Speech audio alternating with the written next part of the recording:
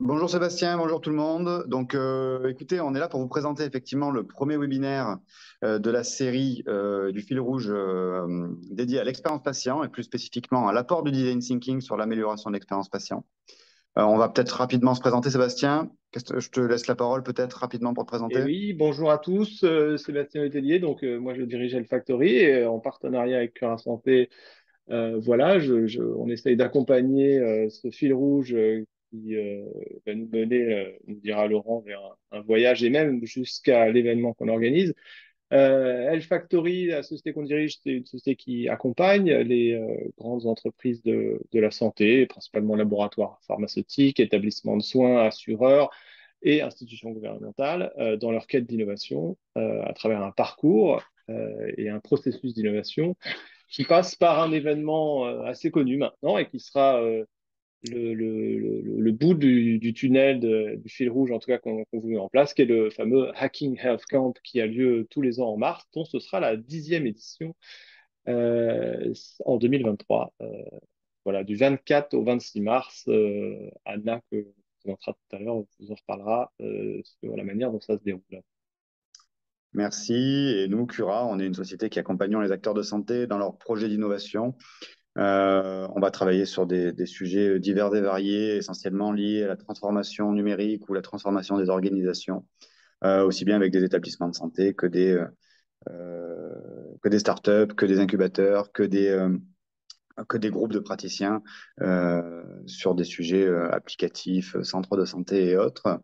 Et effectivement, on est ravis de pouvoir co-organiser avec des acteurs comme Health Factory que vous voyez ici, comme avec Québec International, comme avec Québec Vitae, comme avec Telos, TechCare Paris que j'ai déjà cité peut-être, Invivox, Manager Santé, Health in Progress, ce fil rouge qui va nous animer pendant quelques mois jusqu'au Hacking Hills Camp, en passant par le voyage d'études qu'on va vous présenter et les webinaires et événements qui vont arriver là au mois de septembre, dont vous assistez au premier. Voilà, je n'est pas très française, mais alors pourquoi ce programme? Pourquoi ce programme aujourd'hui? On est sur un sujet qui évidemment est dans toutes les bouches, l'expérience patient. Un sujet d'actualité, mais qui se relève quand même relativement complexe à traiter. On a beau travailler tous les jours sur le sujet, on se rend compte que tout le monde n'est pas forcément aligné sur la définition, sur le concept, sur la manière de traiter le sujet. Et donc, on va essayer de prendre cette thématique avec je pense, j'espère, beaucoup de modestie et surtout sans dogmatisme. L'idée, c'est de pouvoir arriver avec une approche qui est la nôtre, une approche qui marche, mais qui n'est pas du tout exclusive. Et surtout, on va se concentrer sur cette démarche d'expérience. Expérience patient évidemment, mais aussi et surtout, enfin aussi l'expérience de tous les utilisateurs d'un système de santé et voir un petit peu la porosité qu'on va avoir entre ces différentes expériences. La question qu'on va se poser, c'est finalement comment on fait pour impliquer tous ces acteurs, l'ensemble de ces utilisateurs du système dans la création de nouveaux services de santé.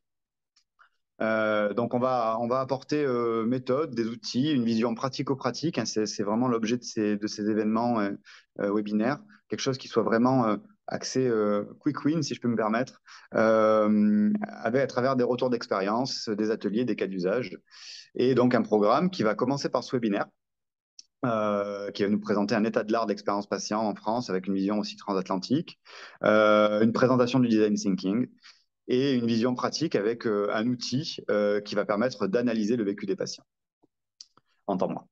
Ensuite, on va se retrouver à Paris Santé Campus jeudi prochain, donc jeudi 15 septembre, pour un atelier pratico-pratique, encore une fois, patient de journée, qui va permettre d'introduire le design thinking sur un sujet précis que va être les insuffisances respiratoires pour lesquels on va réunir un groupe d'acteurs diversifiés avec des patients, avec des praticiens, avec des soignants, avec des établissements de santé, avec des industriels, avec des startups, avec des acteurs aussi de l'accompagnement comme nous, pour pouvoir réfléchir au vécu d'un patient sur un parcours de santé et analyser les différents irritants, décomposer un petit peu l'expérience patient et arriver sur des propositions d'amélioration à travers une méthodologie qu'on va vous présenter dans ces ateliers.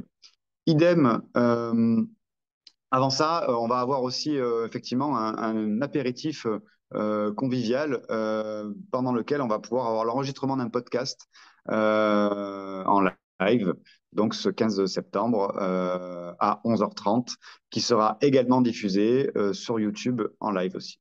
On va vous envoyer l'ensemble des informations pour ceux qui le souhaitent. Il faudra s'inscrire sur le lien qu'on va vous fournir. Idem avec le HESP le 27 et 28 septembre. On aura un atelier le 27 septembre. Idem sur une thématique précise qui sera concentrée sur les chutes répétitives de la personne âgée. Avec un atelier qui reprendra l'ensemble des acteurs qu'on a évoqués précédemment et aussi les élèves directeurs d'hôpitaux sanitaires, médico-sociaux de l'HESP, le HESP, pardon, excusez-moi. Et on aura le 28 un compte-rendu à une réunion en visio qui nous permettra de restituer cet atelier et de pouvoir effectivement parler des différentes expériences et parler du vécu des différents utilisateurs du système de santé, enfin, les acteurs du parcours, pardon, excusez-moi, de la personne âgée qui effectue des chutes répétitives. Ensuite, on aura le voyage d'études qui va nous emmener à Québec du 4 au 10 décembre, où on va pouvoir participer à des visites d'établissements de santé au CHU de Montréal, au CHU de Québec, au centre de recherche Vitam, où on va partager nos expériences, faire des retours vraiment d'expérience sur les bonnes pratiques d'amélioration de l'expérience patient, visiter les établissements, visiter leurs services, participer au forum de l'industrie de santé du Québec grâce à Québec Vitae. Effectuer des rendez-vous personnalisés avec les acteurs québécois et ensuite se former au design thinking à travers la mise en place d'ateliers d'amélioration de l'expérience patient. Et donc ça, c'est vraiment voilà, un événement central sur ce voyage d'études, sur ce programme, pardon. Et donc ce voyage d'études qui est actuellement en cours d'organisation. Donc si vous êtes intéressé par cette étape, n'hésitez pas à nous contacter, à répondre aux différents messages qu'on peut envoyer. De direction d'établissement de santé, évidemment, et de start-up. Et ensuite, Sébastien, je vais te passer la parole pour présenter le Hacking Health Camp un petit peu plus en détail. Et je Et crois oui, et que après, on arrive à ce fameux hackathon, donc un marathon d'innovation. C'est quoi? On se retrouve pendant un week-end avec euh, tous ces outils dont vous aurez, que vous maîtrisez peut-être déjà ou que vous commencez à maîtriser ou que vous aurez appris à maîtriser pendant tout ce parcours, incluant le voyage d'études, vont faire émerger des idées, des projets. Et ces projets, on les amène à ce type d'événement qui est un marathon d'innovation où on va essayer de travailler justement à des solutions qu'on va prototyper en 2 jours, en même pas 48 heures. L'idée, c'est pourquoi on fait ça? C'est parce que on essaye d'éviter de partir dans des grands projets complexes où on va se donner 6 mois pour faire des choses. Ça sert à rien en fait. L'important, c'est d'aller à l'essentiel très rapidement pour pouvoir vérifier que les hypothèses de solution par rapport aux problématiques qu'on a identifiées à travers tous ces ateliers design thinking euh, ont du sens, et parce qu'après, il faut passer à l'expérimentation. Donc, dans cette notion de design thinking dont on va vous parler maintenant, il y a plusieurs phases, hein, il y a 5 phases, et la dernière phase, c'est la phase d'expérimentation. Et prototypage et expérimentation. Donc, le Hacking Health Camp, c'est la phase de prototypage, et après, il y a la phase d'expérimentation qui est fondamentale. Et en fait, vous allez vous apercevoir que tout ça, c'est un cycle qui fait que quand on va prototyper et qu'on va expérimenter, on va s'apercevoir que dans l'expérimentation, les choses qu'on avait pensées au début, ça marche pas, c'est pas comme ça qu'il faut faire, en fait, c'est autrement. Et l'expérience patient, justement, les échanges qu'on a avec les gens vont nous permettre d'apprendre plus et on va recommencer. Alors, on n'est pas obligé de faire des hackathons tous les jours, hein, et de venir au Hacking Camp chaque année, même si je vous le conseille, c'est un super événement et tous les acteurs sont là. Mais au moins, quand vous aurez fait tout le parcours, vous saurez comment reproduire aussi cette démarche, parce que c'est une démarche d'innovation aussi chez vous. Voilà. Donc, c'est un événement qui est sur un week-end, qui dure 2 jours.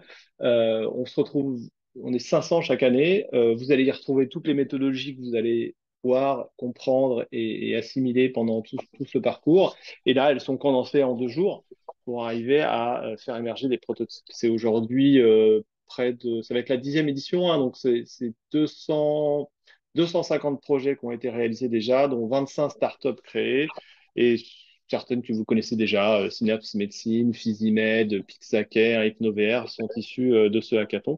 Donc, vous voyez, ça donne des choses plutôt pas mal. Et il y a plein d'autres projets aussi qui sont moins connus, qui n'ont pas levé de fonds, mais qui sont implémentés dans les établissements de soins ou chez les acteurs de santé parce qu'ils sont passés par cette démarche. Voilà. Et en plus, cette année, en sponsor, on a l'ANAP, hein, l'Agence nationale sur la performance, et on va aussi beaucoup travailler sur des sujets qui sont au-delà du médical, qui sont aussi de l'organisationnel, du recrutement, de l'attractivité, qui est un enjeu très fort en ce moment dans la santé. Merci. Évidemment, il faut participer au Hacking Camp. C'est un peu moins loin d'ailleurs que Québec, hein, donc il n'y À a pas d'excuse. Strasbourg. C'est vrai, je ne l'ai Euh, pas dit, c'est à Strasbourg tous les deux. voilà, donc on résume effectivement ce premier webinaire aujourd'hui, le 15 septembre à 11h30. L'événement à Paris Santé Campus, le 28 septembre à 11h, à midi 15, pardon, l'événement depuis le HESP et le voyage d'études du 4 au 10 décembre et enfin le Hacking Health Camp au mois de mars. Du 24 On au va donc 26. du 24 au 26 mars, pardon, excuse-moi.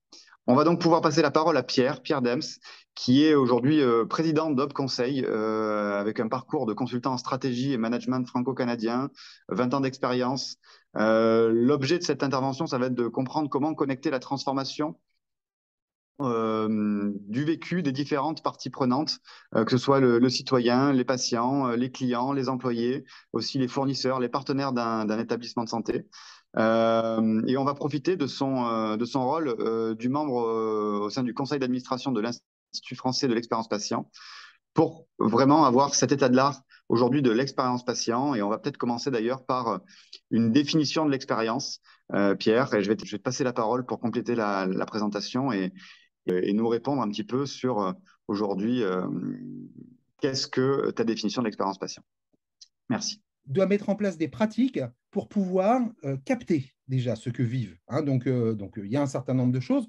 On entendra tout à l'heure Catherine qui va nous parler de la startup Entends-moi, voilà, qui travaille sur cette captation, hein, donc de la voix des patients, mais également sur la compréhension finalement de ce qui est dit. Hein. Donc ça, c'est les deux premières choses. C'est capter la voix des patients, capter la voix des proches, également des employés, pour arriver à comprendre ce qui se passe et pouvoir ensuite co-concevoir des expériences. Et quand on parle de co-conception d'expériences, on parle naturellement de tout ce qui est design thinking. On en parlera bien sûr tout à l'heure. Ce n'est pas mon domaine d'expertise, mais c'est vraiment là où on retrouve beaucoup de pratiques du design thinking dans ces pratiques de capter, comprendre et co-concevoir l'expérience qui sont mises en œuvre par les établissements de santé. D'accord ? Il y a une autre pratique qui est extrêmement forte et puissante, et j'ai le plaisir de travailler dans d'autres secteurs d'activité, dans le monde des villes, dans le monde des aéroports, dans d'autres domaines. Et en fait, il y a, je dirais, le COPPP que beaucoup d'entre vous, je suis sûr, connaissent, hein, le Centre d'excellence sur le partenariat avec les patients et le public, qui a été fondé au Québec. Et c'est vraiment un apport majeur du Québec, je dirais, sur les sujets d'expérience patient. C'est d'arriver à se dire comment on peut, et encore une fois, on en parlera voilà, beaucoup plus juste après, mais cette notion avec notamment Thérèse, sur cette notion de partenariat patient, où finalement le patient devient à la fois quelqu'un qui capte, je dirais, la vie finalement des patients. Bien sûr, il participe à sa propre expérience, à ce qu'il vit voilà, dans son parcours de santé, mais en même temps, il va pouvoir devenir acteur pour pouvoir aider d'autres patients, capter leur voix et contribuer à faire évoluer en devenant également alors Thérèse en parlera mieux que moi, mais voilà, si j'ai bien compris, patient expert, où on peut voilà, contribuer à l'évolution de l'établissement de santé. Ça, c'est vraiment une spécificité du monde de la santé et une énorme richesse. Donc voilà, je veux vraiment mentionner ça. Alors, donc, on a vraiment ces éléments qui sont importants. Mais après, derrière, quand on a capté, compris et co-conçu des expériences, c'est bien. Mais après, il faut que d'autres choses changent dans l'établissement de santé. Il faut également connecter tout ça à ce que je suis comme établissement de santé. Si je suis un établissement de santé pour enfants, mon positionnement, la stratégie que j'ai n'est pas la même. Je vais pouvoir faire vivre des expériences spécifiques qui vont être différentes que si je suis dans une petite clinique de campagne où il y a autre chose, où il y a beaucoup de proximité. Donc, c'est vraiment tout ça qui va faire la différence. C'est ce qu'on appelle le connecter. Donc, c'est connecté à la stratégie de l'établissement de santé. Et ça, c'est une pratique aussi à développer au sein de l'établissement de santé. Et pour finir, et ce n'est pas le moindre, il faut arriver à faire collaborer tout le monde, mettre cette énergie et ce mouvement pour transformer la culture de l'établissement de santé en disant que l'expérience patient, ce n'est pas du travail en plus, c'est une façon différente de regarder finalement le quotidien de la vie de l'établissement. Et il y a toute cette aspect culture qui est extrêmement important, qu'on appelle le collaborer, et ensuite, bien sûr, avoir des indicateurs qui nous permettent de voir si oui ou non, en final, ça a un impact pour le patient, pour les proches, pour l'établissement, pour tout le monde, avec de la valeur ajoutée pour tout le monde. Et après, bien sûr, mettre en place des pratiques de transformation. Alors, j'arrive à peu près au bout de mes 10 minutes, il me semble. Donc, simplement pour vous dire qu'en conclusion, il y a un certain nombre de pratiques, en effet, là-dessus qui sont portées, et tu le disais, Laurent, au sein de l'Institut. Voilà, c'est la question que vous avez posée. Ah, pardon. Je veux dire, voilà, l'IFEP, effectivement, en deux mots, quel est son rôle et comment l'IFEP aide au quotidien les établissements et les acteurs de santé? Je dirais, on a justement, encore une fois, oui, on est un institut de référence, mais en même temps, c'est quelque chose où voilà, on veut arriver à contribuer à ce que ce mouvement collectif, qui inclut beaucoup d'acteurs, qui contribuent à travailler sur cette expérience patient, fasse ce mouvement de contribution à l'évolution du monde de la santé. C'est vraiment une volonté, je dirais, voilà, d'arriver à être utile et de contribuer à cette évolution. Et ça passe naturellement par des groupes de travail thématiques qui permettent de développer des réflexions, donc la valeur ajoutée pour les établissements pour comprendre un certain nombre de choses, des parcours spécifiques, des choses qui permettent de comprendre tout ça et de les aider à travailler. Ça passe par voilà, il y a également un baromètre chaque année qui commence à être pas mal reconnu, voilà, pour l'évolution de l'expérience patient en France vers le mois de janvier-février chaque année. Il y a également des éléments très opérationnels d'aide autour de modèles, et notamment, on a un modèle justement qui est autour à la fois de l'amélioration de l'expérience patient, mais également du management de l'expérience patient, qui permet aux établissements, et plusieurs l'ont utilisé, pour pouvoir se dire où est-ce qu'on en est et commencer à avoir un diagnostic de l'état un petit peu d'où on est. Et bien sûr, ça vient inclure l'ensemble des dimensions dont je vous parlais quand je vous ai parlé de capter, comprendre, voilà, connecter, ainsi de suite. Voilà. Donc, c'est ça notre rôle. Et voilà, on essaye en tout cas d'être un acteur contributif à ce beau mouvement, et on y contribue tous. Et je suis vraiment très heureux d'être là. Merci encore pour l'invitation, Laurent. Merci à toi, Pierre. C'est très clair. Clairement, ça vaut le coup d'aller jeter un petit coup d'œil au site de l'IFEP pour ceux qui ne l'ont pas fait déjà. Je pense qu'on est une grande majorité des acteurs à connaître cet institut de référence ici.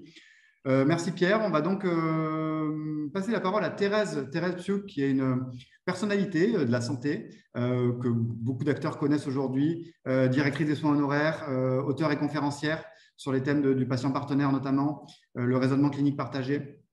Elle a participé à la création d'un master de coordination des trajectoires de santé à l'Université de Lille, coordonné avec l'ANAP. Écrit des livres avec le docteur Hugues Lefort notamment, patient partenaire, patient expert de l'accompagnement à l'autonomie. Donc, bon, bref, beaucoup de références. Merci beaucoup Thérèse d'être là. La première question que je vais te poser, c'est toi, quelle est ta définition de l'expérience patient? Parce que c'est un petit peu la question en running depuis, voilà. Je te laisse la parole. Merci Laurent et merci beaucoup de m'avoir invité. Donc, bonjour à tous. Pour moi, l'expérience patient est un vécu personnel qui peut se raconter à partir d'émotions ressenties. Et je suis de plus en plus favorable à des récits d'expériences écrits. Je l'ai personnellement vérifié en écrivant mon expérience en chirurgie et bloc opératoire, donc en tant que patiente, qui a été publiée par Manager Santé.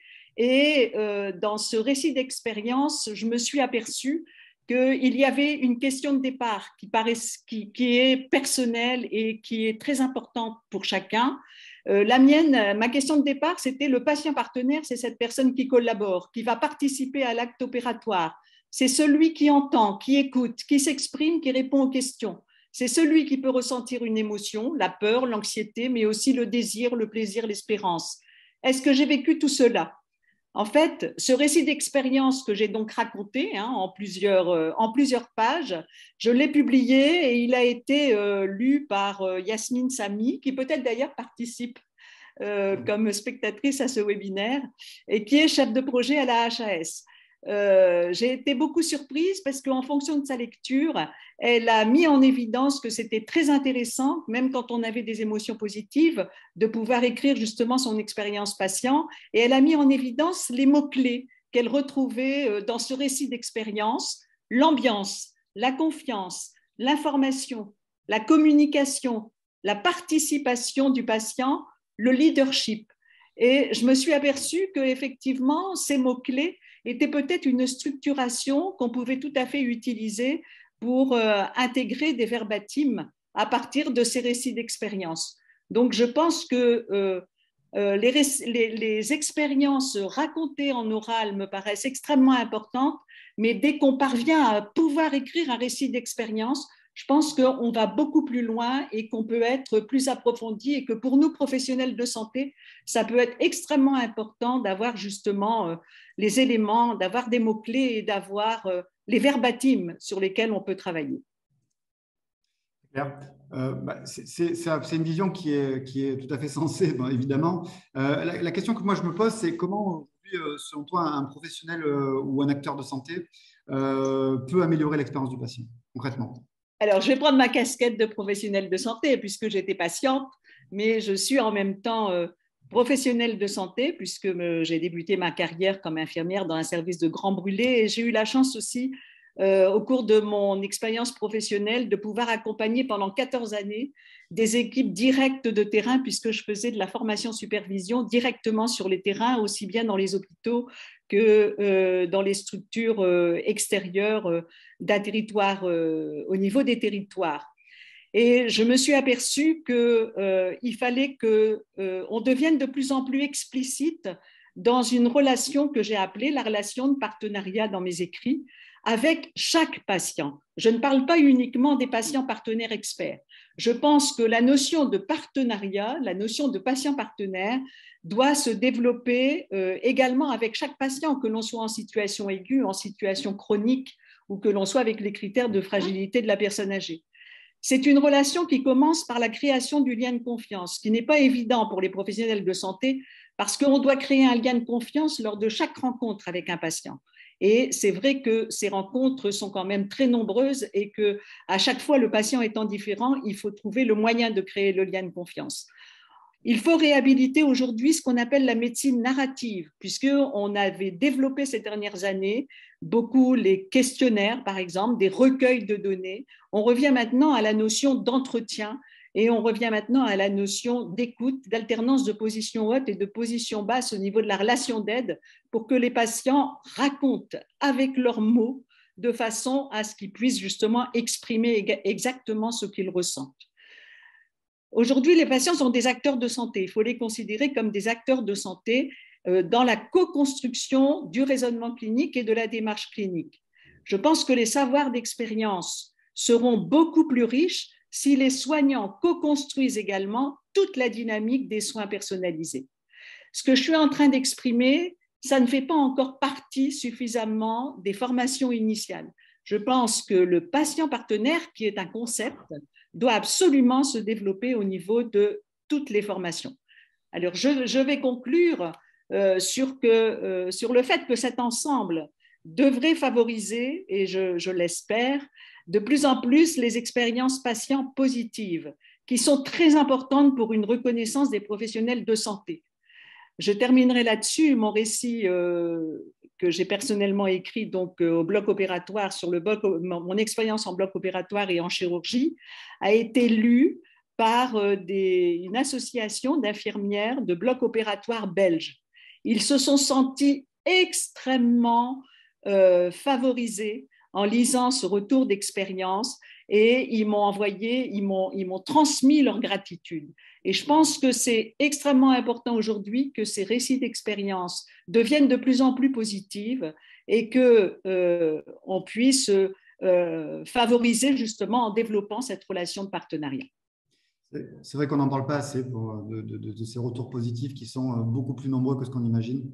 Et c'est ce qui fait aussi la beauté du système et la beauté du sujet. Et je te remercie pour cette intervention qui termine par une jolie note.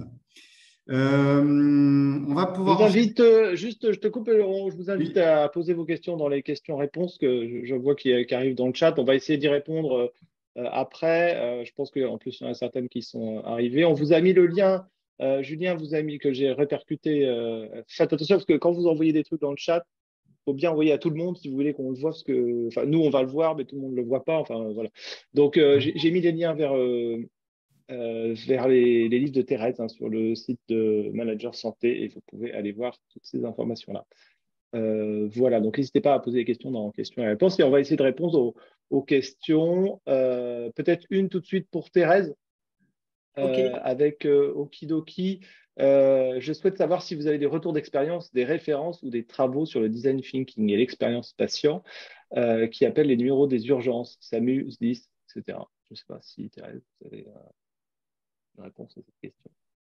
Qui appelle les numéros des urgences, c'est-à-dire en fonction de la mission flash qui a été mise en place par le nouveau ministre de la Santé et qui donne une orientation. Oui, je pense que… alors, je ne sais pas si je vais bien répondre, mais il y a eu même une présentation au niveau d'un journal télévisé qui montre qu'effectivement, la régulation, en fonction de la demande, peut envoyer par exemple une infirmière qui est d'ailleurs qui a une voiture de fonction, à qui on a donné une voiture de fonction, qui va à domicile. Et là, on nous avait montré l'exemple d'une personne âgée qui avait des douleurs au niveau des escarres et l'infirmière est allée à domicile, donc on est dans le aller vers, aller à domicile, elle ne va pas aux urgences et avec son portable, elle a pu être en visio avec un médecin qui directement a envoyé une prescription en fonction de l'évaluation clinique que l'infirmière avait faite. Voilà, donc ça c'est un des exemples. Je ne sais pas si je réponds à la question. Et merci, on verra si la personne elle pourra agir dans le chat et puis par rapport à ce que vous avez répondu. Et puis voilà, donc n'hésitez pas encore à poser vos questions. On peut y répondre en temps réel, les panélistes peuvent y répondre en temps réel, donc ils reviendront dessus et puis on continuera à poser les autres. Il y a aussi une question de bibliographie. Alors je pense que ça, tant sur le design thinking que sur l'expérience patient. Peut-être que Thérèse, tu as des livres à conseiller sur l'expérience patient en particulier ou Pierre aussi. Dans le livre, dans mon propre livre que j'ai coécrit avec un médecin urgentiste, il y a plusieurs exemples, effectivement. Il y a des situations très, très concrètes, très, très réelles. Donc, j'invite vraiment à les consulter, puisqu'il y a un détail, ils ont le lien.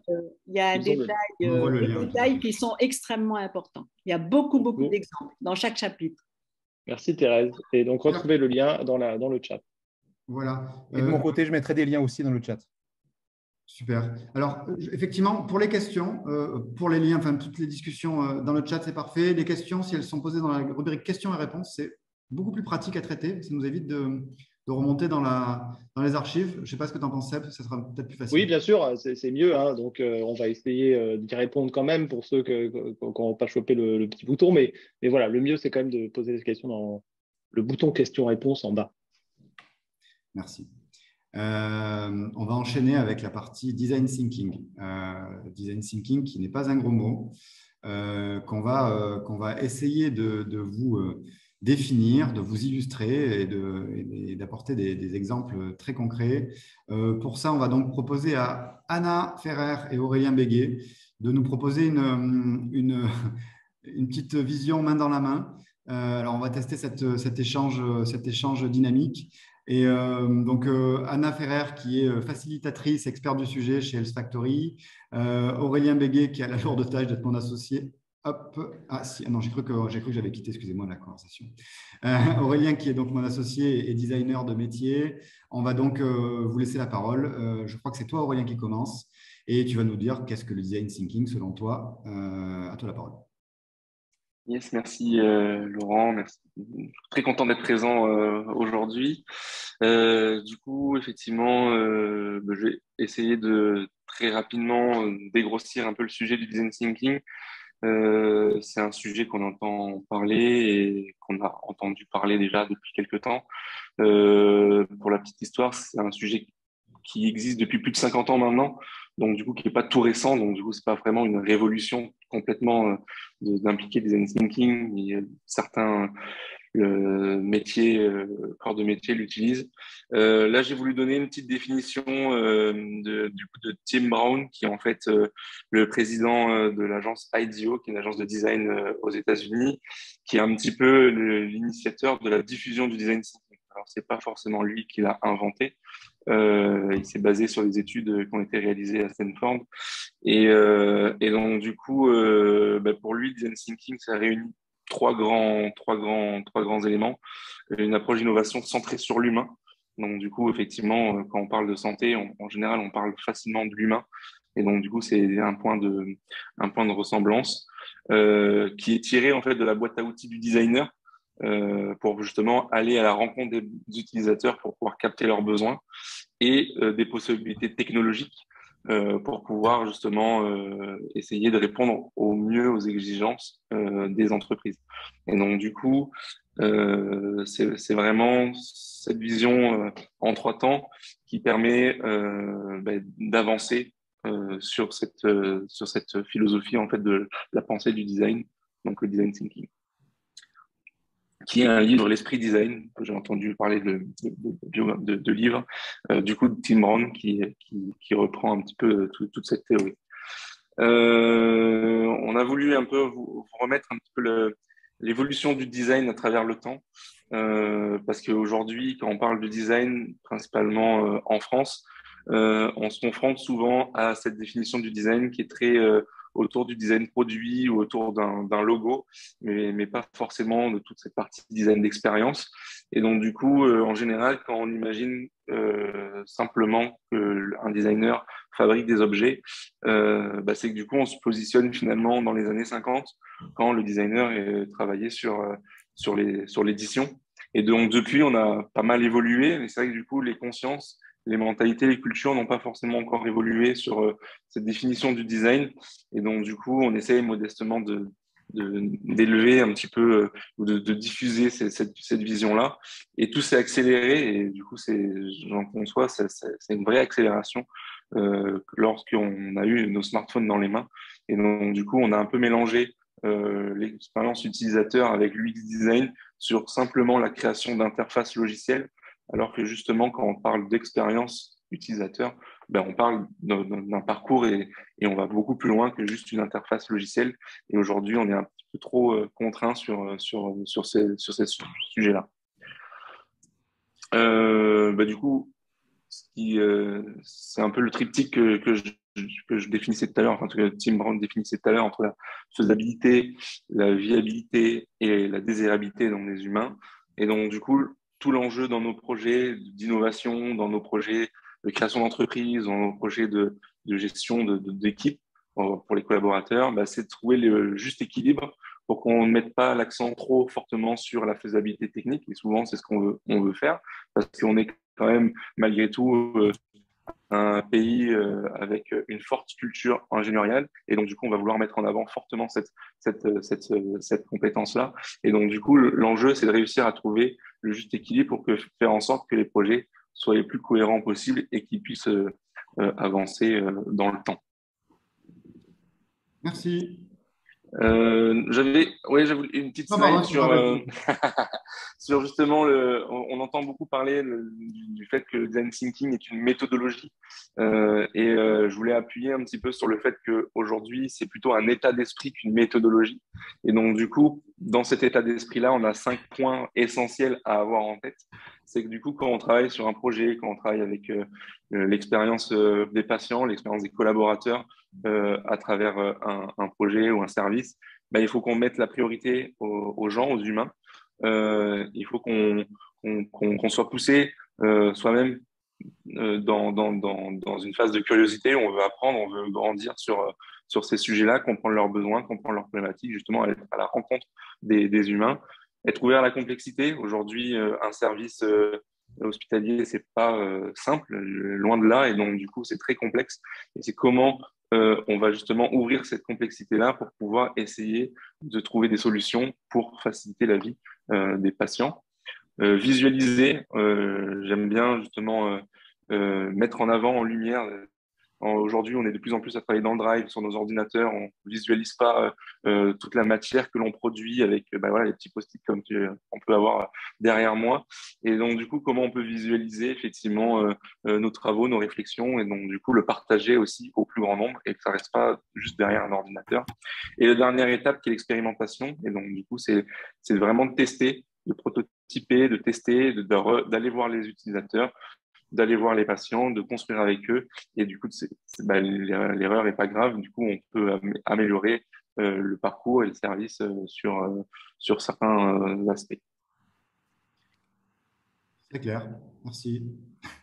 Anna, je crois que c'est à toi la parole et on va te poser comme question de nous illustrer le fonctionnement de cette méthode. Yes, merci Laurent. Alors en fait, le design thinking, est-ce que vous voyez mon écran? Oui. Ouais, super. Le design thinking fonctionne en 5 étapes. C'est comme l'état d'esprit avec 5 aspects de l'état d'esprit. On a aussi 5 étapes dans le design thinking et de façon très concrète, je vais vous les décrire dans les grandes lignes.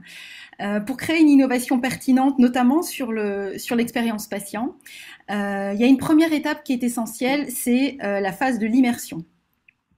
Alors, qu'est-ce que c'est cette phase d'immersion? C'est la phase où on va se plonger dans un service, par exemple hospitalier, pour voir les lieux, rencontrer les acteurs concernés et comprendre qui sont les patients, qu'est-ce qu'ils font, comment ils le vivent, qu'est-ce qu'ils vivent d'agréable et de moins agréable. On observe, on interviewe les personnes concernées pour avoir une idée claire des pistes d'amélioration qu'on va formuler du coup en problématique. Par exemple, comment réduire l'attente aux urgences, comment rendre l'attente moins ennuyeuse, voilà, de façon très concrète. Deuxième étape, c'est la phase d'idéation. Alors, puisqu'on veut améliorer l'expérience là du patient et qu'on a formulé des problématiques à résoudre, on va chercher à générer des idées en masse, les plus évidentes jusqu'aux plus farfelues, et on va les sélectionner, on va pourquoi pas les hybrider pour concevoir une solution qui sera la plus pertinente à nos yeux. Troisième étape, c'est l'étape du prototypage. Ça, c'est la phase où on passe au concret. On va concevoir la solution, mais, comme l'expliquait Sébastien tout à l'heure, en mode ultra simplifié. On va concevoir une solution qui se construit vite, qui nécessite de mobiliser un minimum de moyens possibles, autant de moyens humains que de moyens financiers, au minimum, juste pour pouvoir tester l'idée. Ce qui nous amène à la phase suivante, c'est la phase du test sur le terrain. Donc, on va soumettre le prototype aux personnes qui vivent la problématique, et on leur demande, est-ce que ça résout le problème? Sinon, si ça ne résout pas le problème, alors du coup, on sait que la solution n'est pas bonne et il faut changer d'idée. Et là, on est content d'avoir peu investi sur le prototype parce qu'il va falloir le refaire. Et si jamais, oui, ça répond à la problématique, c'est pas mal du tout, mais en fait, quand même, ça répond pas tout à fait, on peut demander aux personnes qui vivent la problématique, alors qu'est-ce qui manque? Et du coup, on va avoir des billes pour passer à l'étape suivante, à savoir l'amélioration de la solution. Donc, en tenant compte des retours recueillis sur le prototype, on va améliorer, soumettre à de nouveaux utilisateurs, améliorer, soumettre, etc., jusqu'à ce qu'on ait une solution qui résolve complètement le problème et qui soit techniquement faisable et économiquement viable. Donc voilà pour les 5 étapes du design thinking. Et bien sûr, pour chacune de ces étapes, on va utiliser des outils qui permettront de collaborer efficacement et de faire fonctionner l'intelligence collective. Et du coup, je vais laisser Aurélien présenter les outils. On veut des exemples. On veut des exemples. Ce qui est normal. Du coup, je voulais vous partager avec vous des exemples, surtout sur la phase d'immersion, qui est en fait la phase la plus, on va dire, critique sur les étapes du design thinking. Souvent, ça fait maintenant une dizaine d'années qu'on opère sur ces sujets-là, et on se rend compte que on a toujours le retour de oui, mais c'est difficile de comprendre les besoins des utilisateurs, les besoins des patients, c'est difficile d'aller à leur rencontre. Et donc, du coup, je voulais vous partager 4 petits outils qui sont, on va dire, de manière assez progressive dans l'état maturation des connaissances de ces sujets-là. Donc, du coup, le premier outil qui est l'étude quantitative, ça, en général, c'est des sujets qu'on connaît plus, tous ou moins, et qu'on a tous plus ou moins réalisés. Que ce soit pour faire des enquêtes de satisfaction, que ce soit pour faire des enquêtes de marché. Et donc, du coup, c'est quelque chose qu'on a l'habitude d'utiliser. La problématique, c'est que on reste sur de la data. Et donc, du coup, on va avoir énormément de données. Donc, il va falloir l'analyser, la synthétiser. Et donc, souvent, c'est un travail qui va être assez long. Et on reste dans une approche qui est quand même assez froide. On ne va pas à la rencontre, finalement, des patients ou des collaborateurs avec lesquels on veut travailler. Donc, du coup, je rebondis un petit peu à ce que disait Thérèse au tout début, c'est de se dire d'aller finalement faire des interviews, aller à la rencontre des patients, aller à la rencontre des collaborateurs pour justement, sous forme de café, sous forme d'interview de 40 minutes, de déj, on peut prendre vraiment n'importe quelle typologie de format, de pouvoir récolter des verbatims, récolter des histoires, récolter des problématiques, mais aussi des points positifs pour pouvoir justement construire à partir de vrais retours humains sur les solutions qu'on pourra prototyper par la suite. Une autre étape qui me paraît aussi importante, c'est la partie étude de terrain. Donc, c'est d'aller sur le terrain, d'aller se rendre compte aujourd'hui ce que vivent les patients. Souvent, en tant que designer, quand on va travailler sur le parcours patient dans un centre hospitalier, on installe une dashcam et on va parcourir le parcours du patient et on va se rendre compte que voilà, il va traverser ces couloirs longs, froids, blancs, il va s'allonger sur son lit, il va regarder le faux plafond, effectivement avec potentiellement une tache s'il y en a une. Mais du coup, on se rend bien compte que sur des patients qui sont là juste de passage, il n'y a peut-être pas un impact énorme, mais pour des patients qui vivent au quotidien dans les milieux hospitaliers, comme par exemple les enfants, qui peuvent vivre pendant des années dans ces environnements-là, ça peut créer un impact psychologique sur justement l'aide à la guérison. Et ensuite, effectivement, il y a toute cette étape de co-création, de co-conception, qui est d'impliquer finalement les patients, d'impliquer l'ensemble des parties prenantes sur le projet. Et donc, du coup, de les réunir, soit sous forme de focus group, soit sous forme de petits ateliers avec des post-it, pour leur poser des questions et récolter leur retour, leur feedback, et de pouvoir avancer ensemble sur la mise en place potentielle de solutions par la suite. Super. Je crois qu'Anna, j'ai une petite slide juste pour dire que aujourd'hui, design thinking, il y a plein d'outils, plein de méthodologies qui existent sur Internet. Du coup, c'est des screenshots qu'on trouve rapidement sur le web. C'est très bien, c'est déjà des premières briques pour pouvoir justement commencer à apprivoiser ces différents outils-là. Et c'est vrai que du coup, c'est souvent difficile de pouvoir, sans la méthodologie, sans état d'esprit, de pouvoir justement se dire à quel moment j'utilise tel ou tel outil. Et donc, du coup, souvent, c'est intéressant de pouvoir se faire accompagner. Mais c'est intéressant, malgré tout, de commencer à tester certaines choses pour pouvoir comprendre comment fonctionnent ces étapes-là. Oui, il n'est pas interdit d'essayer par soi-même. Après, c'est… Exactement. Il te restait une slide où Anna avait d'autres exemples qui pouvaient t'intéresser? Moi, j'ai un exemple d'outil qui est extrêmement utile. En fait, on s'est rendu compte que dans le process d'innovation, il y a une partie qui est souvent hyper difficile à mettre en œuvre. C'est la partie prototypage de la solution, et particulièrement quand il y a une composante numérique. Parce qu'on a beaucoup de porteurs de projets qui nous disent « Oui, mais je ne sais pas de quelles compétences je vais avoir besoin pour concevoir mon projet. » Et du coup, ils nous disent notamment je ne sais pas, je ne connais personne qui sait coder, je ne connais pas de développeur informatique, il faut un UX designer aussi, oulala, mais qu'est-ce que c'est? Et c'est pour ça, chaque année chez Health Factory, on organise un week-end de prototypage d'idées en santé. Donc concrètement, vous êtes porteur de projet, vous venez avec une idée le vendredi et vous repartez avec un prototype fonctionnel le dimanche soir. Et là, c'est le fameux hackathon que je vais vous présenter maintenant. Alors du coup, ce marathon d'innovation, ça s'appelle donc un hackathon. Et qu'est-ce qui se passe pendant ce hackathon d'un week-end? Le hackathon est structuré en 5 étapes. C'est le chiffre clé ce soir, décidément. Première étape, le porteur de projet présente son problème et du coup la solution qu'il a commencé à imaginer. Ensuite, il y a des équipes pluridisciplinaires qui vont se constituer autour du projet avec les bonnes compétences. Ensuite, les équipes vont pouvoir collaborer dans un lieu dédié avec toute une logistique autour d'eux, du matériel, des experts, vraiment tout ce qu'il faut pour pouvoir prototyper l'idée. Et à partir de dimanche après-midi, les prototypes sont présentés au public et au jury et il y a possibilité de remporter des prix. Voilà. Donc, ce qui est aussi intéressant, c'est qu'au passage, pendant tout le week-end, les participants auront rencontré tout l'écosystème d'innovation en santé pour poursuivre leur projet après le hackathon. Et ça, c'est extrêmement précieux.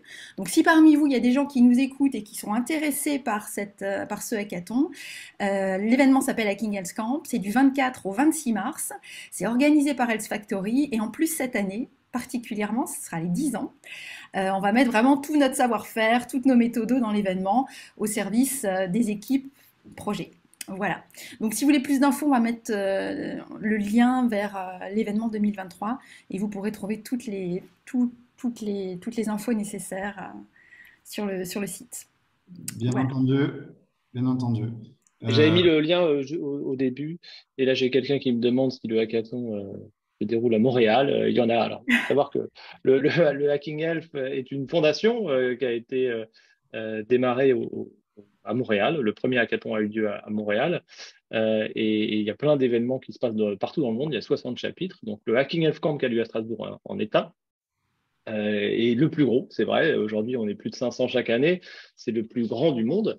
Voilà, c'est juste la particularité de Strasbourg, mais il y a plein d'autres hackathons qui se passent en France et en Europe et au Canada. Donc pour ceux qui veulent passer au Canada, à Montréal et dans d'autres villes du Canada, vous allez sur hacking-health.org et vous aurez l'agenda. Oui, pour ceux qui veulent rester au Canada après le voyage d'études, on ne leur interdit pas. On va avoir un taux de perte sur le retour. On va avoir un taux de perte, effectivement. On va enchaîner rapidement, s'il vous plaît, sur les quelques exemples hors santé et en santé sur les applications très concrètes du design thinking. Et je vais vous demander d'être super rapide. Yes. Du coup, je vois quelques petites infos passer aussi sur la ressemblance entre le design thinking et le marketing. Effectivement, il y a quand même pas mal de similitudes sur ces sujets-là. La petite différence, c'est qu'en général, en marketing, on parle de comment je m'adresse à mes cibles. Et dans le design, en général, une cible, on lui tire dessus. Et donc, du coup, en général, il meurt. Et donc, du coup, on parle plutôt d'utilisateur, d'humain, de gens. Et donc, du coup, c'est là où il va y avoir, en termes de terminologie, en termes d'approche, une petite différence entre le marketing et le design. Pour revenir effectivement sur un exemple qui parle un petit peu à tout le monde. J'ai voulu illustrer du coup le design de service, le design thinking, par cette photo qui est une photo où, avec une dualité. D'un côté, on a un produit physique qui est le vélo qu'on va acheter dans un magasin dédié, et de l'autre côté, on a un service de mobilité qui s'appelle Vélib. Maintenant, il y a beaucoup plus de services qui font la même chose. Et du coup, en gros, d'un côté, on a un objet simple, finalement, qui permet qu'on va acheter dans une société de consommation. Et de plus en plus, on ouvre finalement les chakras dans une société de service. Et donc, du coup, on va vraiment s'impliquer et on va vraiment travailler sur l'ensemble du parcours utilisateur. Et donc, du coup, c'est là où il va y avoir énormément de points de contact. Et donc, du coup, on va travailler sur une application mobile, sur une borne, sur le vélo. On va travailler aussi sur des métiers invisibles qu'on voit moins, sur la maintenance, les opérateurs téléphoniques, l'hotline. Et donc, quand on travaille en général sur un parcours, que ce soit un parcours d'expérience patient, un parcours d'expérience utilisateur, c'est l'ensemble de ces points de contact-là qu'il va falloir imaginer et penser pour pouvoir faire en sorte que l'expérience soit la plus fluide possible pour nos patients et utilisateurs. Le parallèle entre la santé et le soin comme point central est évidemment évident. Anna, des exemples en santé peut-être pour terminer. Yes, je vais en donner un si le temps est compté.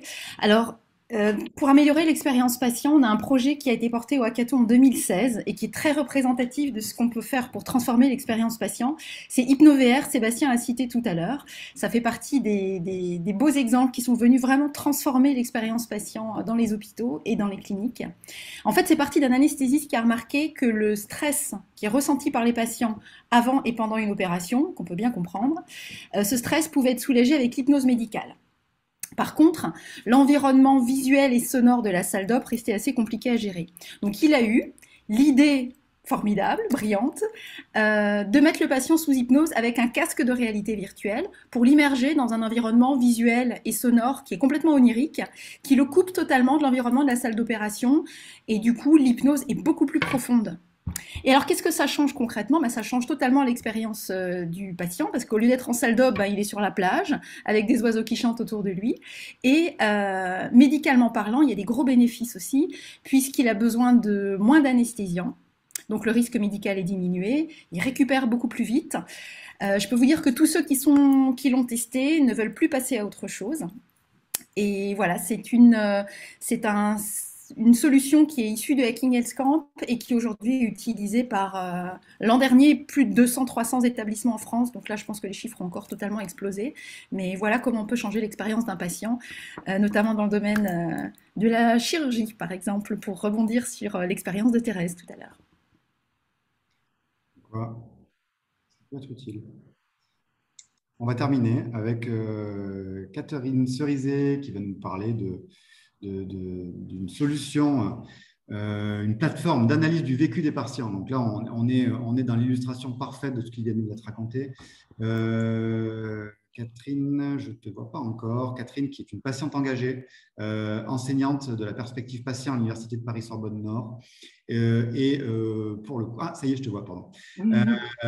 Cofondatrice et directrice de l'expérience patient chez Entends-moi, qui est donc cette plateforme qui permet d'analyser et interpréter le vécu des patients. Je te laisse la parole. J'aimerais que tu nous racontes comment finalement cette aventure est née, cette aventure a été designée et à quoi ça sert. Bonjour à tous. Est-ce que vous m'entendez? Est-ce que vous voyez mon écran? Oui. Ok, super. Donc déjà, merci beaucoup de m'avoir invitée. Je suis effectivement une ancienne patiente. J'ai été malade il y a 22 ans d'un cancer du sein et puis j'ai navigué dans le milieu associatif, un peu dans le milieu institutionnel et je vais vous raconter l'histoire d'Entends-moi. Alors, vous n'allez pas le croire. Voilà. Vous n'allez pas le croire, mais je vais encore parler du hackathon de Lyon. Ce n'est pas un fait exprès. Je vais vous raconter l'histoire d'Entends-moi. Donc, l'histoire d'Entends-moi, c'est une histoire de rencontre à ce hackathon de Delphine Blanchard, qui est une patiente experte qui malheureusement nous a quittés il y a quelques mois, qui était comme moi enseignante en e-santé, experte à la HAS et qui était blogueuse aussi, et qui a rencontré deux professionnels de santé, nos deux Guillaume Rousson, qui est kinésithérapeute et chercheur en expérience patient, et Guillaume Bézi, qui est docteur en pharmacie et qui est entrepreneur, un grand entrepreneur dans le domaine de la e-santé, notamment dans la santé psychiatrique. Et le Hacking Health de Lyon, tout le monde le sait maintenant, c'est là pour inventer la santé de demain. Et l'idée était justement de partir de cette expérience de patient et de se servir des nouvelles technologies pour permettre aux établissements de santé, entre autres, de modifier en bien, évidemment, l'expérience de vie, parce que moi, j'aime bien parler d'expérience patient, mais je rappelle toujours que le parcours de soins s'inscrit dans un parcours de vie et que l'expérience du soin s'inscrit aussi dans l'expérience de vie, et ça, je pense que c'est important. Donc, il se trouve qu'on a gagné le hackathon. Enfin, ils ont gagné le hackathon et ils se sont dit que l'idée était finalement pas si mauvaise que ça et qu'il fallait en faire quelque chose. Ils ont été rejoints par Yann Legare, qui est le directeur technique et ingénieur et qui, pour faire une entreprise e-santé, il faut quelqu'un qui s'y connaisse un peu. Et moi, en fin d'année dernière. Donc, tout ça, ça s'est passé courant 2021 et là aujourd'hui nous avons été rejoints par, nous sommes 10 exactement aujourd'hui. Alors c'est quoi la problématique? Tout à l'heure j'ai entendu Thérèse qui parlait de récit, qui parlait de verbatim et en fait en santé on a des choses très très précises pour recueillir la satisfaction et l'expérience des patients, c'est les PROMS et les PREMS. Alors, qu'est-ce que c'est que ces PROMS et ces PREMS? Les PROMS, c'est des questionnaires qui sont censés mesurer les résultats des soins perçus par les patients, et les PREMS mesurent l'expérience des soins vécus par les patients. Mais vous savez comme moi que c'est très bien d'avoir du qualitatif, mais le qualitatif à grande échelle, ce n'est pas possible. C'est-à-dire que personne n'arrive à lire des milliers de verbatim. Donc, on fait des questionnaires fermés, des cases à cocher. Et puis, comme vous le présentait Anna tout à l'heure, ou Aurélien, je ne sais plus, on fait des focus group, on fait des entretiens, etc. Mais finalement, on en fait très peu parce qu'on est humain. Et puis, le problème de ces cases à cocher, de ces questionnaires quantitatifs, c'est qu'ils sont la plupart du temps basés sur des questionnaires d'études cliniques qui ne correspondent pas à la vraie vie, en fait, à la vraie vie des patients. Et puis, la plupart du temps, si ce n'est tout le temps, ils ne sont pas co-construits avec des patients, mais ils sont pensés par des professionnels de santé. Or, les professionnels de santé, ils pensent des choses, mais ce n'est pas ce que vivent réellement les patients. Et on n'interroge pas les patients pour faire ces questionnaires. Et moi, j'ai l'habitude de dire qu'on trouve ce qu'on cherche. Mais si on ne cherche pas autre chose, on ne le trouve pas. Du coup, ça oblige à multiplier les questionnaires et leur recueil.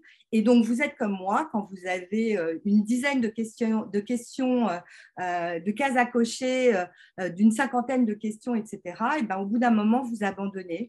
Donc, il y a un taux de participation très faible, et pas seulement en France, c'est un peu partout, un taux de participation extrêmement faible. Et puis, le dernier problème, et pas des moindres, c'est qu'ils ne sont pas évolutifs, c'est des questionnaires qui sont standardisés. Et donc là, on l'a vu avec la problématique du Covid, si on va interroger les patients sur la problématique du Covid, là, il n'y a pas de questionnaires qui sont faits pour ça et ça n'a pas évolué. Et puis finalement, tout ça ne permet pas de passer à l'action et c'est notre volonté de passer à l'action. Excusez-moi, j'ai du mal à…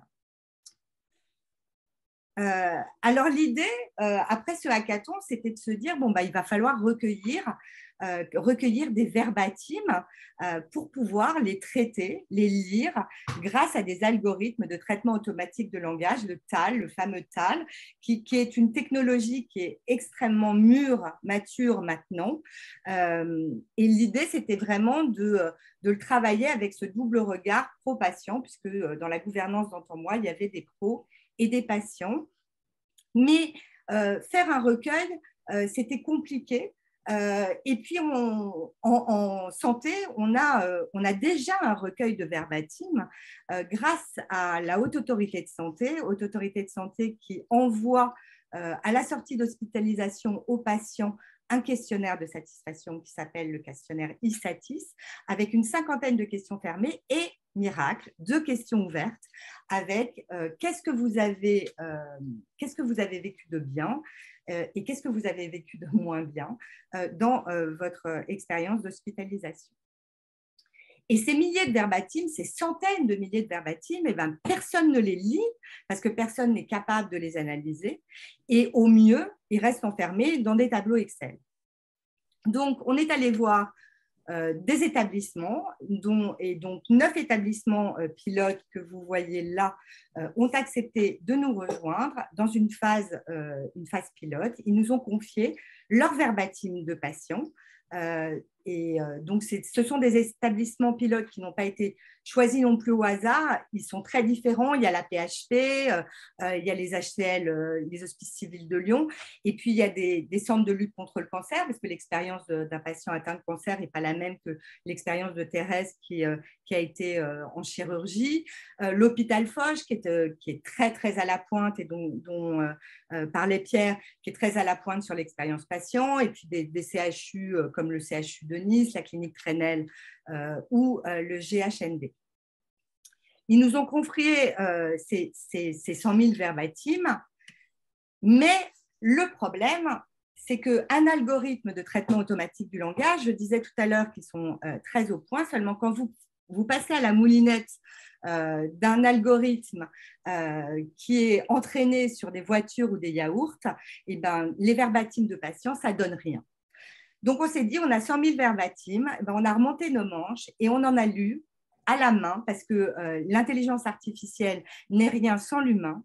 Et on a lu avec un regard croisé patient-professionnel 30 000 verbatim. Et en partant de cette expérience, de ce que nous disaient les patients, ce n'est pas nous qui avons construit, c'est vraiment en partant de ce que disaient les patients, on a déterminé 13 thèmes qui revenaient de façon récurrente. Alors, des thèmes comme mon vécu par rapport au personnel, mon vécu de ma prise en charge, mon ressenti par rapport à la chambre, au repas, par rapport à l'admission, par rapport à la sortie, mon passage aux urgences, etc.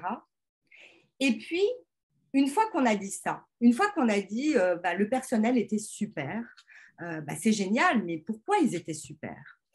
Et en fait, les patients en parlent dans leur verbatim. Et donc, on est allé chercher dans ces verbatim pour apprendre à notre algorithme à le faire, voir ce qu'il disait. Alors oui, et les mots qu'a employé Thérèse étaient des mots qui font partie de nos leviers d'action, l'information, la communication, comment j'ai été inclus dans ma prise en charge, la gestion de la douleur, la vétusté de la chambre, le goût de la saveur ou la présentation du repas, etc., etc. Avec des niveaux de ressenti de très mauvaise expérience à très bonne expérience, en passant par bonne expérience. Et puis aussi, on s'est dit, mais on va transformer ces verbatim, ces expériences de patients en tableau de bord, en levier d'action, mais il faut aussi les co-développer avec les gens qui vont avoir ces tableaux de bord et qui vont piloter ces tableaux de bord. Donc, on a co-développé avec les 9 établissements, une centaine de professionnels, de représentants d'usagers, de patients partenaires qui travaillaient dans ces 9 établissements, et on a fait 18 ateliers. Les 9 premiers étaient pour réfléchir et prioriser ces thèmes et ces leviers d'action qu'on avait déterminés par rapport à l'expérience de leurs patients. Et puis, éventuellement, de nous faire des propositions, de nous demander d'aller chercher d'autres choses. Et par exemple, ils nous ont parlé du sentiment de sécurité ressenti par les patients. Et effectivement, c'était quelque chose qu'on n'avait pas appréhendé, mais qu'on retrouvait effectivement dans de nombreux verbatim. Donc, on l'a rajouté. Et puis, les seconds ateliers de co-développement, les 9 suivants, c'était pour faire des ateliers de data visualisation pour que les professionnels s'emparent de leur tableau de bord, parce que les tableaux de bord vont être différents en fonction du rôle que j'ai dans l'établissement. C'est-à-dire que un tableau de bord, ah oui, alors excusez-moi, avant de vous dévoiler nos tableaux de bord, je vous montre un exemple concret de verbatim. Que fait notre algorithme? Donc, sur un verbatim, comme les infirmières sont toujours très agréables, réactives, à l'écoute malgré la charge de travail, donc on voit bien qu'on parle des infirmières et du personnel, donc ça sera classé dans le thème personnel. Et puis, c'est une expérience patient très positive. Et les leviers d'action, on parle de disponibilité, les infirmières étaient réactives, on parle de communication, elles étaient à l'écoute, et de savoir-être, parce que les infirmières étaient très agréables. Et donc, sur des milliers de verbatim, l'algorithme va pouvoir classer comme ça, en thème, en levier d'action et en niveau de ressenti. Et donc, cette co-construction, elle est finalement extrêmement réussie.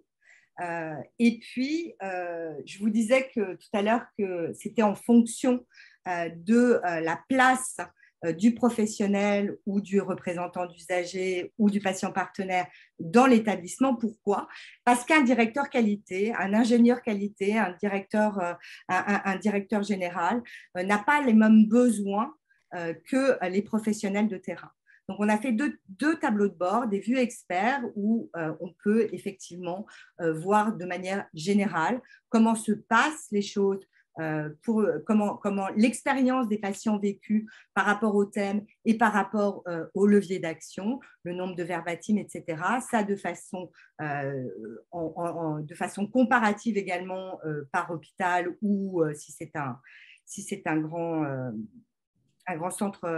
hospitalier comme la PHP ou par service, et puis une vue temporelle. Si on met en place des actions, ces actions, on veut voir si elles ont un impact sur l'expérience de mes patients. Et puis, et c'est extrêmement important parce qu'on a beaucoup parlé d'expérience patient, mais il y a l'expérience des professionnels qui ne peut pas être déconnectée de l'expérience patient.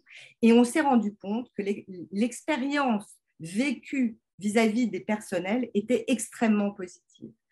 Donc, le personnel, lui, va avoir les choses sur lesquelles il a une action.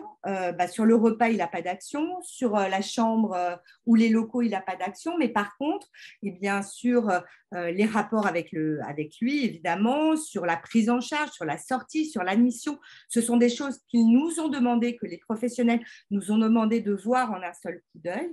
Et puis, on a aussi un top 5 qui permet de voir ce qu'ils font de bien avec des verbatims de patients positifs et ce qu'ils font de moins bien. Et ça redonne du sens au métier, redonne du sens à leur métier, et Dieu sait qu'ils en ont bien besoin. Et donc, de partage d'expérience, on finit, et on est persuadé que ça fonctionne, et notre ADN, c'est le partenariat, mais c'est aussi la recherche, la science, et on est sûr qu'on va le prouver.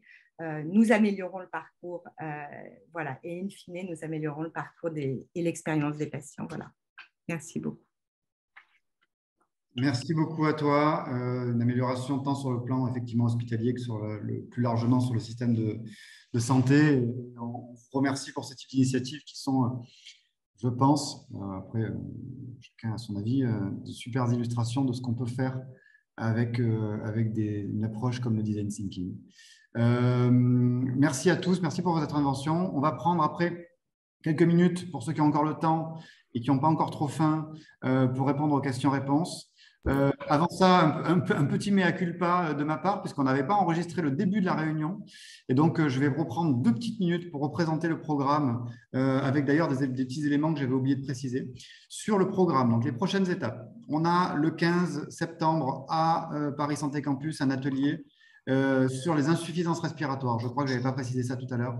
Ça sera notre premier cas d'usage dans lequel on va avoir un atelier qui va se dérouler. Alors évidemment, ça sera dans un petit comité, mais on aura un temps de restitution à 11h30 de cet atelier dans un lien de webinaire qu'on va mettre d'ailleurs sur le site du voyage d'études. C'est vrai qu'on n'avait pas mis les liens, on nous a demandé, donc on va mettre les liens tout de suite. Le deuxième atelier aura lieu donc à Rennes, à l'EHESP, j'arrive à le dire pour une fois. Ça sera sur les chutes à répétition du senior qu'on va effectuer avec les élèves directeurs d'hôpitaux et médico-sociaux. Et on aura pareil une restitution à 12h15 cette fois-ci le 28 septembre. On va vous mettre le lien aussi.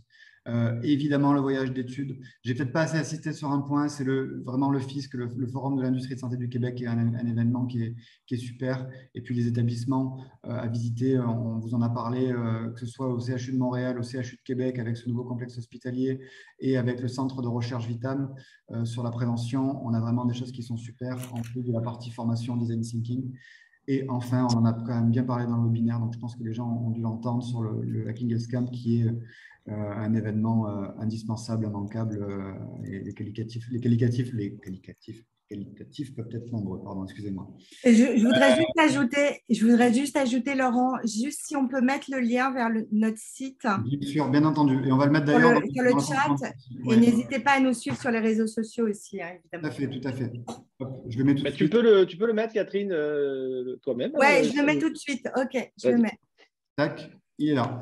Dernier élément, et je n'en ai pas du tout parlé et je m'en veux terriblement, pour les startups qui veulent venir à Québec, un appel à candidature, décidément, un appel à candidature est disponible aussi. On va pouvoir avoir une prise en charge partielle pour les startups qui sont intéressées et concernées par le sujet et concernées accessoirement par un accès au marché québécois. Donc ça, c'est pour la partie un petit peu plus business. Et donc pour les startups, j'ai envoyé le lien, vous l'avez dans les réponses de candidature. Donc vous pouvez vous rentrer dans le formulaire de candidature pour les startups qui voudraient participer à tarif réduit. Voilà, et évidemment les startups et les acteurs qui veulent participer au Hacking Health Camp, vous avez les liens aussi.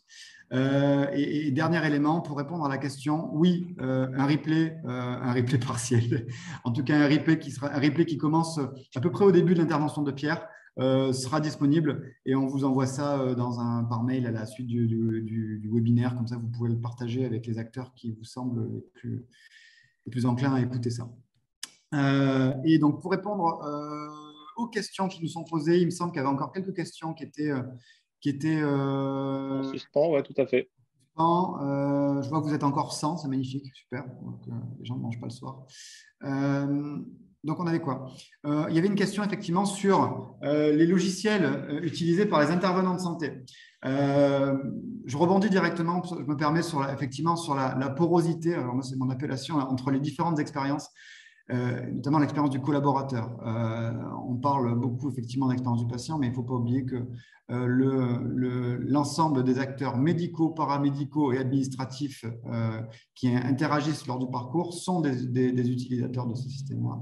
Et qu'une mauvaise expérience du secrétariat, par exemple, qui n'a pas forcément envie d'utiliser un 158e outil avec une triple saisie, j'en passe et des meilleurs, ne pourra pas être un super opérateur dans le parcours. Et donc, évidemment, on ne peut pas parler d'amélioration de l'expérience du patient sans amélioration de l'expérience du secrétariat ou du praticien. Je ne sais pas si d'autres personnes veulent répondre à ça et compléter un avis qui est un petit peu spontané, peut-être. OK. Je pense que je l'ai dit lors de mes présentations, je pense qu'effectivement, il faut parler aussi d'expérience soignant. Maintenant, l'expérience patient, là, je reprends ma casquette militante. C'est quand même celui qui souffre, hein, le patient. Donc, oui, bien entendu. voilà. Donc, je pense que, et contrairement à ce qu'on pense, les patients partagent énormément de choses positives. Et Thérèse en parlait, et ces choses positives ne remontent pas aux professionnels. Mais si ça remontait aux professionnels, tu vois. C'est parce que vous avez pensé aux utilisateurs et que vous les avez inclus dans le design de votre solution que cette solution peut être utilisée par les patients. Parce que si tu avais une solution qui n'était pas utilisable par un secrétariat ou par un praticien, on aurait un petit flop. Et donc, c'est vrai que tu vois, aujourd'hui, tu arrives à une amélioration de l'expérience patient parce que le patient est central, mais parce que tu as réussi à impliquer l'ensemble des utilisateurs et des acteurs dans le design de ton Absolument, service. La co-construction. C'est là où justement, quand on parle de transformation d'un établissement de santé, quand je parlais du levier de la culture, hein, voilà, il y a en effet tout un chemin à faire pour justement, quelque part, que il y a une évolution des façons de faire et des façons d'être dans la durée, donc qui inclut aussi beaucoup de choses dans cette boucle vertueuse entre l'expérience patient et l'expérience des personnels de santé. Complètement. Le biais de l'échantillonnage. Alors, on a eu plusieurs réponses. Entends-moi est une excellente réponse. Effectivement, la machine peut faire des choses formidables quand on l'utilise bien. Je ne sais pas si Aurélien, Anna, vous avez des réponses complémentaires à celles qui ont déjà été apportées justement sur la multiplicité. Sur la partie biais. Oui. Bon, après, ça dépend aussi de la manière dont on va analyser ces données. C'est-à-dire que si on le traite justement avec une connaissance des biais qui existent aujourd'hui, du coup, on va naturellement travailler les données de manière propre. Du coup, il y a pas mal de professionnels qui sont dédiés, notamment des phoneticiens qui travaillent sur ces sujets-là. Et donc, du coup, ça peut être intéressant de se rapprocher de ce genre de corps de métier pour pouvoir mieux analyser les données qui arrivent. Complètement. Anna, toi, sur l'échantillonnage, tu avais peut-être un avis technique, je ne sais pas. Non, je n'ai pas d'avis technique, mais c'est vrai que c'est important qu'on soit représentatif, mais ça fait partie du processus aussi. Je pense que comme dans tout, la préparation, c'est absolument essentiel sur les interviews, sur les projets, etc. C'est absolument fondamental de pouvoir essayer d'identifier qui sont les bonnes personnes les plus représentatives. Peut-être si je peux compléter aussi, hein, quand on regarde finalement le type de pratique qu'on peut avoir pour écouter les patients ou les proches, on peut identifier une quinzaine. Hein. Donc, je dirais que voilà, il y a des approches où on vient en effet avoir des témoignages. Il y a le shadowing qui vient du design thinking qui permet d'observer un certain nombre de choses. Il y a des analyses de données qui permettent également d'avoir de la remontée de la voix des patients. Il y a voilà, il y a des sondages, il y a une quinzaine de pratiques. Donc, la force de tout ça, c'est de se dire comment est-ce qu'on est capable de se nourrir parfois de ce trop-plein d'informations, on va dire, qui viennent un peu de partout, et d'arriver à les mettre dans les petites cases pour dire c'est là où moi, établissement de santé, c'est là où je dois agir.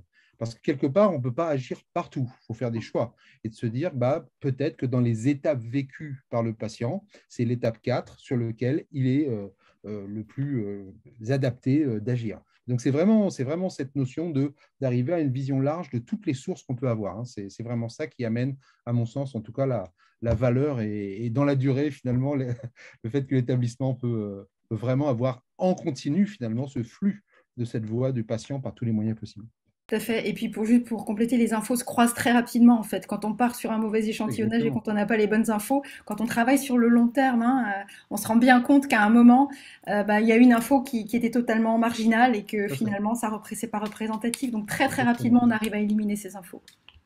Il ne faut pas éliminer le petit groupe de discussion avec 4 personnes qui disaient des choses, au début qui peut être des premiers signes, mais qu'après, derrière, sur la base de ces premiers signes, on vient le valider par un certain nombre d'autres choses qui nous permettront en effet de savoir qu'en effet, il faut agir. Mais le bon sens est souvent l'une des meilleures. Mais en fait, le design thinking, c'est vraiment une méthode de bon sens. C'est du bon sens structuré, en fait. Exactement. C'est pour ça que toutes les démarches paraissent très simples et très naturelles parce que c'est juste du bon sens. C'est juste que parfois, on n'a pas la méthode qu'il faut pour pouvoir pratiquer le bon sens dans le bon ordre. Et là, du coup, ça fonctionne. C'est pour ça que ça fonctionne très bien. C'est que c'est absolument logique, en fait, toute cette démarche. Ça fait une très bonne transition avec la question comment mettre en œuvre pratiquement sur le terrain quand on n'est pas formé. Alors, je vais faire une réponse un peu ironique. Vous êtes déjà en train de vous former en participant à ce webinaire.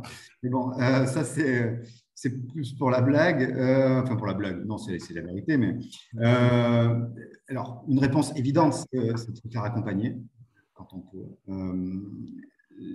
Aurélien l'a évoqué tout à l'heure et je vous laisse rebondir aussi sur le fait de commencer à utiliser des outils pour se rendre compte, pour commencer à goûter, mettre un doigt dedans et voir derrière comment on peut accélérer ça justement par cette logique d'accompagnement.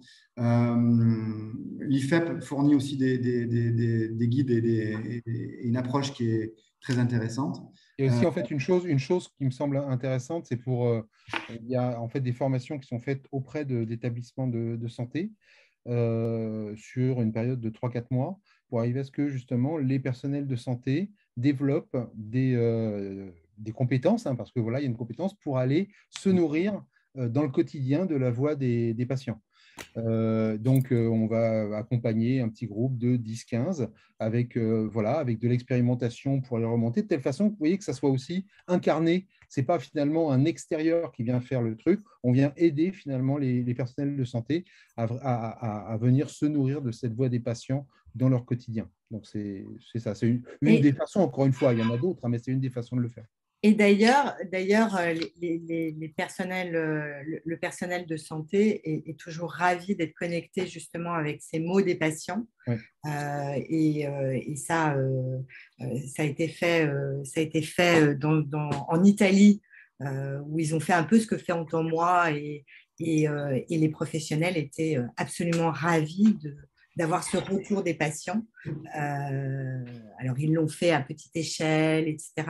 Mais quoi qu'il en soit, ils étaient ravis. La problématique qu'on a souvent dans ce qui est, alors j'entends ce que dit Anna et Aurélien, etc., mais la problématique qu'on a souvent, et moi je le vois dans le milieu associatif, c'est quand vous dites qu'il y a une dizaine de patients dans un focus group qui ont dit je vais prendre ton exemple, Pierre, le plafond était pas bien, était pas peint, et vraiment ça m'a gênée. On dit oui, c'est 10 patients.